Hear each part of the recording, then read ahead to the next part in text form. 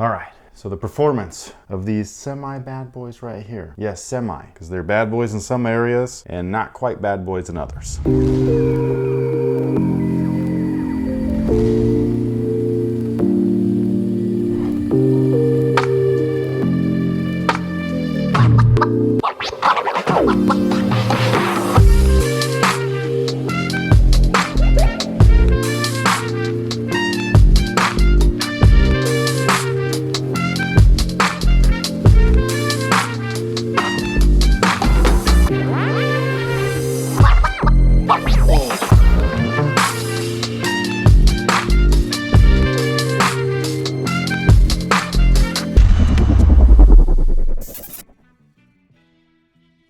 Hey, what's good guys? My name's Chris. Welcome back to the official WearTesters.com YouTube channel. Today we got the outdoor test only performance review on these guys right here. This is the Nike PG5. This particular colorway is a Nike ID, aka Nike by You. So if you wanted to make them yourself, you could. However, they're not available at retail in this particular colorway, just in case anybody's curious. We did do a video on those, by the way. That's right over here. Now, with that being said, again, these guys only tested outdoors, so that's the only thing that I can go by right now. Unfortunately, in California, our indoor gyms are still closed. You can work out in them, you cannot play basketball in them. So I'm sorry, this is only an outdoor perspective. If you wanted to, go check out other performance reviews, maybe somebody else did them indoors, and that way you can get a better taste of what that was like inside and everything. But for me, this is outdoors. The traction itself is from the Kobe 9, which is one of the greatest of all times. Is it times or time? Time. It's just one time. It's just one? I don't know. We're not in the end game where we're going across different timelines. Hey, all I know is that scientists have theorized that that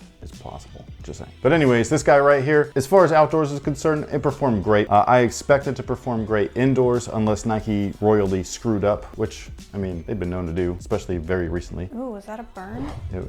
I mean, yes, no way around that one. So unless they royally screwed up and used some really wonky ass rubber on these, I just don't expect them to perform poorly indoors. I expect the traction to perform exactly the way that the Kobe 9s did, which was, again, one of the GOATs, the greatest of all time. Outdoors, like I was saying, performed great. Durability wise, you guys already know, man, especially with how thin this is. Like, I got like rubber heeling, and this particular shoe right here, the right one, is like my dominant foot. So where I have like my major like high wear areas where I push off and things like that, the traction's already burned down. So it is what it is. It will be great while it lasts outdoors. Just don't expect it to last. And for a Nike ID shoe, that's probably not worth it unless you get XDR, but even then the rubber is very thin. But for an indoor shoe, especially at its price point, I think that they'll be a pretty good option, especially if all you're looking for is traction. Now, the cushion is the area where it's not quite what last year's was, the PG4. The PG4 was dumb comfortable, man. Like, those had a full-length Air Strobel, which these do have, and that is very comfortable. That's, I feel like, what saves this shoe's comfort. But the foam on the PG4 was also extra comfortable, extra plush, which these guys are not. These are real firm. And I do think that that's a good thing if you did play indoors primarily, but for me, because I was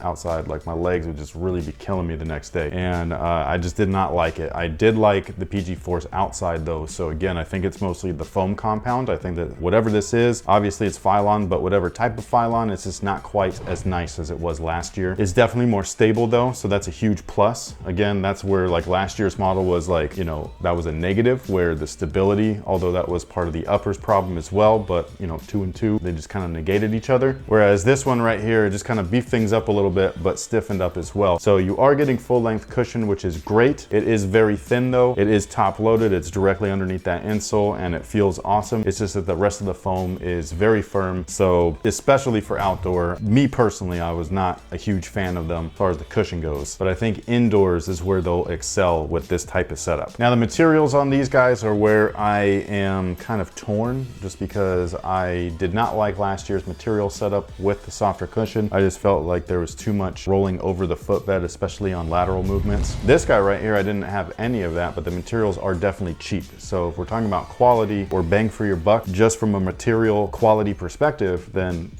they were not that great. But if we're talking about performance only, and that is kind of what we try to talk about, like we try to stick through and through with performance on a performance review. And as far as their performance is concerned, it was just way better than last year's model. So we do have a cheaper textile on the toe as well as the main base. It allows for breathability. It allowed for for the shoe to feel like it was broken in right from the jump, which is awesome. So there wasn't any hindering of flex movements and all that stuff, especially in the forefoot. And then some of the cheaper material, which is the fused stuff that you see right here, they actually on this particular shoe made it look like leather, which I like. It feels like it could be leather, even though it's not leather. But that area really reinforced those lateral movements where you could possibly have issues like what we saw last year with the zip up enclosure. Also the peaks right here do help as well, but primarily that support is coming from the upper right there and the way that it fits and wraps around your foot. So quality wise, materials are garbage, but performance wise, got the job done, so you can't really complain too much. So it really depends on what you're looking for out of the shoe from a performance perspective. Can raw materials get this kind of thing done and be like a great performer? Yes, history has shown that it can. So it's all about budgets at this point. This setup right here is a budget feature. Basically, they saved a ton on costs for these materials, so they've increased their percentages for profit. As far as fit is concerned, they do fit true to size, and I love the fit. I think that they fit really, really nicely. It reminds me of the Kobe 5 fit, which I'm wearing right now. I'm wearing the Kobe 5 Pro Tros. I slide these on real quick just to be like, ooh, they remind me. Yes, they remind me just like those. I love the way that they fit. I love the way that it feels when you wrap everything up, when you cinch up those laces. No complaints from the fit department. I thought that they were fantastic. Now, the overall support on these guys comes from a little bit of everything. So everything that we already talked about is going to add into the overall support of these guys. The first thing is going to be that base. This is something that is real interesting because if you compare this to the Kobe 9, these feel a little bit like they're wider. They also added a little bit of an outrigger and everything. So I love all of that stuff. So stability is there. And then like I was talking about earlier, they added these little peaks or ridges to the midsole, and the midsole itself is firmer. So that's going to be like helping cage you in during lateral movements, helping you not feel like you're sliding off the footbed completely like you did last year. And then the upper and the materials also aid in that with the midsole. So those two things combine. And then you also have some basic torsional support, which is also a window to the sole of the shoe or through the sole of the shoe. And it lets you see the air unit, but so does that little pocket right there. And yes, this actually gets fogged up and wet and moist.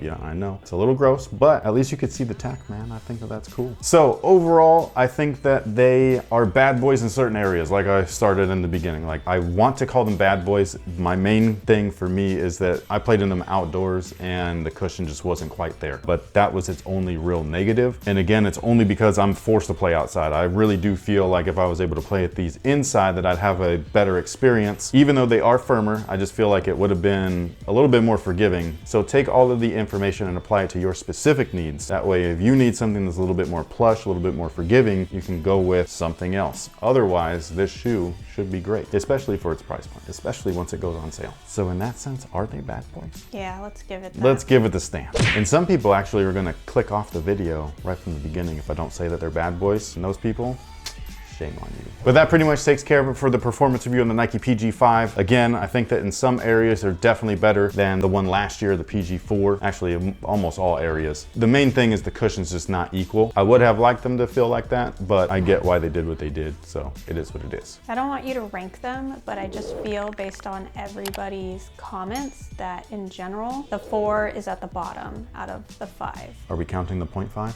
Sure, why not? I don't like doing that. Then no. Okay, sorry.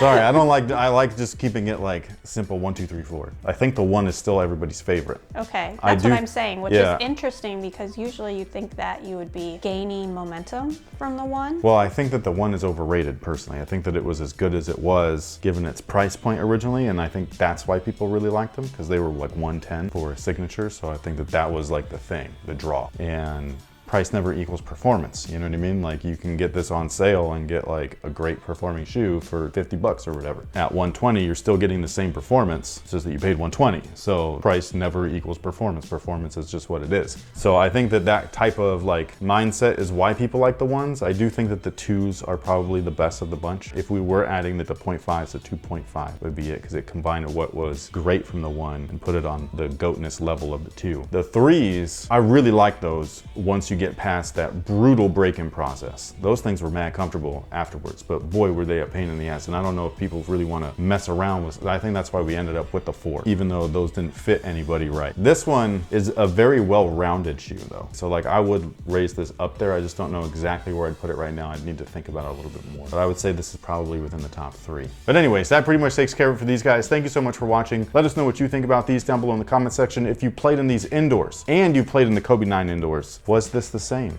or was it not? Please let me know. I am curious. That was not like some kind of weird thing. Like, I need to know this, so please let me know down below in the comment section. Also, if you wanted to know any additional information like their price, their weight, their scores, head over to WearTesters.com. Links in the description box. Thanks once again, and until next time, guys, have a good one.